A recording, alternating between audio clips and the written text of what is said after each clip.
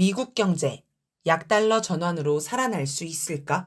도널드 트럼프 전 미국 대통령은 4월 23일 소셜미디어 트루스 소셜에서 멍청한 사람들에게는 강달러가 좋게 들리겠지만 우리 제조업체나 노동자들에게는 총체적 재앙이다 라면서 그들은 경쟁할 수 없고 많은 사업과 공장을 잃게 될 것이라고 밝혔습니다. 일본 엔화에 대한 달러 가치가 34년 만에 최고치에 달한 것을 한탄하며 중국과 일본의 통화 가치 하락이 미국 제조업체들의 대재앙이 될 것이라고 경고한 것입니다. 달러 강세가 미국 경제에 어떤 영향을 미치기에 트럼프 전 대통령은 대재앙이라고 했을까요? 미국은 코로나19 대유행을 겪으며 경제 위기가 왔습니다. 사람들이 움직이지 않아서 돈을 벌 수가 없고 돈을 벌 수가 없어 소비가 일어나지 않았습니다. 물건이 팔리지 않으니 경제 위기가 온 것입니다. 미국은 소비를 촉진하기 위해서 헬리콥터에서 돈을 뿌리듯 달러를 찍어내 사람들에게 뿌렸습니다. 소비를 강제로 유도하여 경제 위기에서 벗어나려고 한 것입니다. 코로나19 대유행에서 벗어나자 이번에는 물가 상승으로 인한 경제 위기가 찾아옵니다.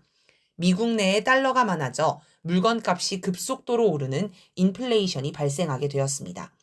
물가가 1980년 이후 40년 만에 빠르게 상승합니다.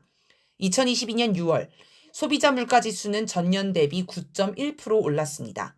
물가 상승을 막기 위해서 금리를 인상하여 달러를 회수하기로 합니다. 2022년 5월 1%였던 금리를 4번 연속 0.75%포인트씩 가파른 속도로 올렸고 2023년 7월 5.25%에서 5.5%로 올려 지금까지 유지하고 있습니다. 미국은 공격적으로 금리를 올리지만 미국보다 경제가 좋지 않았던 한국, 일본, 유럽연합 등은 금리를 미국만큼 올리지 못합니다.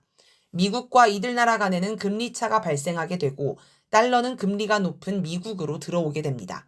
세계에서 달러가 줄어들면서 달러 가치가 높아지게 되고 강달러 현상이 발생하게 되었습니다. 달러가 강하게 되면 미국은 다른 나라에서 더 싼 가격의 물건을 사올 수 있게 되어 수입 측면에서 유리합니다. 한국에서 1달러로 1200원짜리를 샀는데 1400원짜리를 살 수 있게 된 것입니다. 반대로 물건을 팔 때는 물건 값이 비싸지기 때문에 수출 측면에서는 불리합니다.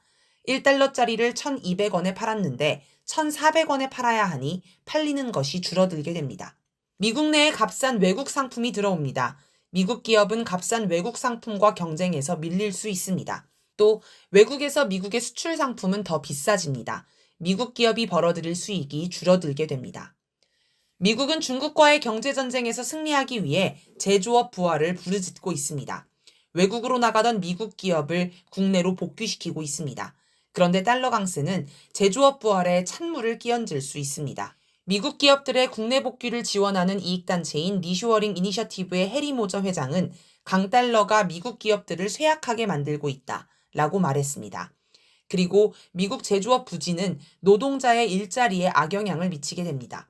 그래서 트럼프 전 대통령은 강달러가 미국 제조업체와 노동자에게 대재앙이라고 지적한 것입니다. 트럼프 전 대통령은 재집권하면 강달러를 약달러로 전환하려고 할 것으로 보입니다.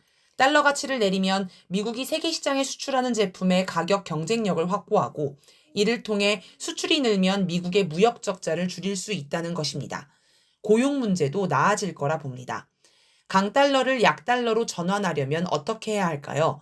금리를 낮추면 약달러로 전환할 수 있습니다. 그러나 미국은 올해 금리 인하를 추진하고 있지만 물가 상승이 다시 시작될 조짐이 있어서 금리 인하를 하기는 어려워 보입니다. 또 외국에 돈을 뿌리면 약달러로 전환할 수 있습니다. 대표적인 방법으로 외국이 보유한 미국 채권을 사들이는 것입니다. 그러나 현재 미국 경제 자체가 어렵기 때문에 이 방법도 힘들어 보입니다. 외국이 보유한 미국 채권을 사들이려면 돈이 있어야 하는데 현재 미국 부채가 엄청나 쉽지 않습니다. 지난해 기준 미국의 법적 부채 한도는 31조 4천억 달러였지만 2024년 4월 부채 규모는 최소 33조 달러를 넘어선 것으로 알려졌습니다. 더 이상 부채가 늘어나면 미국이 파산할 수도 있을 지경입니다. 외환안정기금 ESF를 통해 달러를 팔고 외화를 사들이는 방법도 있습니다. ESF는 미국 정부가 달러화의 안정을 위해 1934년 외환시장 개입에 필요한 자금을 마련하고자 설립한 기금으로 재무부 예산에서 조성해 연방준비제도가 운영을 맡고 있습니다. 미국 대통령은 의회 사전 승인 없이 ESF로 외화를 사고 팔 권한을 가지고 있습니다. 하지만 미국 당국의 일방적인 외환 시장 개입은 대내외적으로 정치적 논쟁의 여지가 커 시행 가능성이 매우 낮습니다. 또 1985년 플라자 합의 때처럼 강제로 달러의 가치를 떨어뜨려 약달러로 전환할 수 있습니다. 플라자 합의는 1985년 9월 22일에 프랑스, 서독, 영국, 미국, 일본의 재무부 장관들이 뉴욕 맨해튼에 있는 플라자 호텔에서 진행한 환율 조정 합의입니다.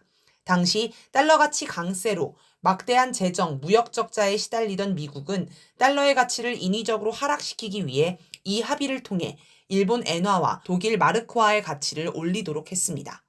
실제 트럼프 전 대통령 측근 중에서 이런 방법을 생각하고 있는 사람도 있습니다. 트럼프 2기 재무부 장관 후보로 거론되는 로버트 라이트아이저 전 미국 무역대표부 대표는 미국이 달러 가치를 일방적으로 내리거나 다른 나라들과 환율을 협상하는 방안을 고려하고 있다고 미국 정치 매체 폴리티코가 4월 15일 보도했습니다. 이뿐 아니라 아담 포센 미국 피터슨 국제경제연구소 소장은 4월 30일 한 토론회에서 미국의 인플레이션 및 재정 적자 증가는 2026년에 제2의 플라자 합의를 유발할 수 있다라고 내다보기도 했습니다. 하지만 한국, 일본, 유럽연합 등 미국 동맹국의 경제가 어려운데 플라자 합의 때처럼 미국의 의견을 받아들일지 의문입니다. 거기에다 미국 국내에서 월가의 미국 투자자들도 반대할 것으로 예상됩니다.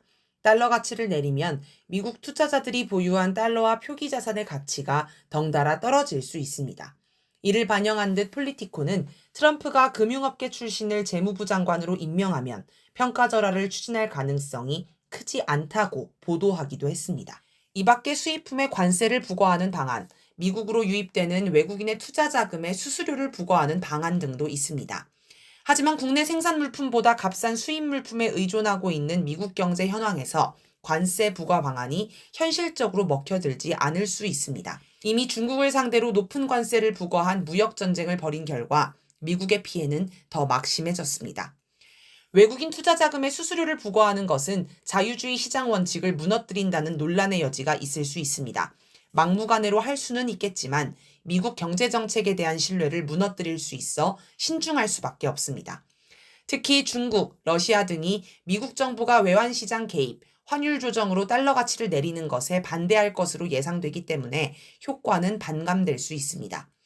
미국 국채를 상당량 보유하고 있는 이들 국가의 미국 달러화 가치 하락은 자산 가치 하락을 의미합니다. 중국, 러시아는 브릭스에 가입해 있습니다. 세계 경제 규모의 3분의 1에 달하는 국가가 브릭스에 가입해 있는데 브릭스에 가입하면 달러로 무역 거래를 하지 않을 수도 있습니다.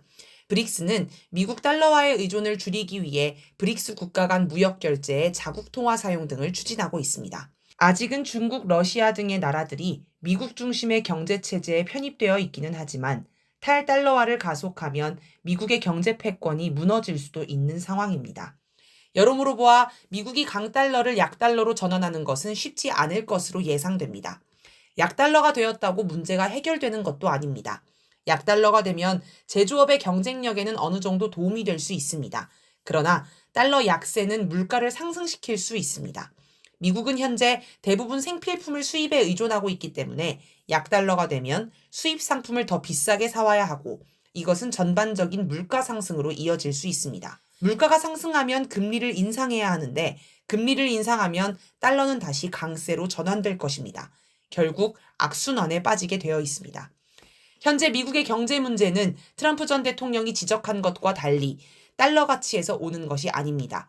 미국 실물 경제가 매우 취약해서 나타나는 현상입니다. 그동안 미국 1급 체제 하에서 자만하여 제조업을 등한시하고 금융자본 중심으로 경제를 구조화하였기 때문에 나타나는 문제입니다. 미국의 실물 경제가 살아나지 않는 한 이런 악순환은 피할 수 없어 보입니다. 결국 트럼프 전 대통령의 진단과 방책은 현재 상황에 대한 대응책이고 그 대응책을 쓰면 반대 편향이 나타날 수밖에 없습니다. 하여간 미국은 그네가 왔다 갔다 하듯 이 편향 저 편향을 왔다 갔다 할 것이며 그러다 어느 시점엔가는 무슨 사달이 날 것 같습니다.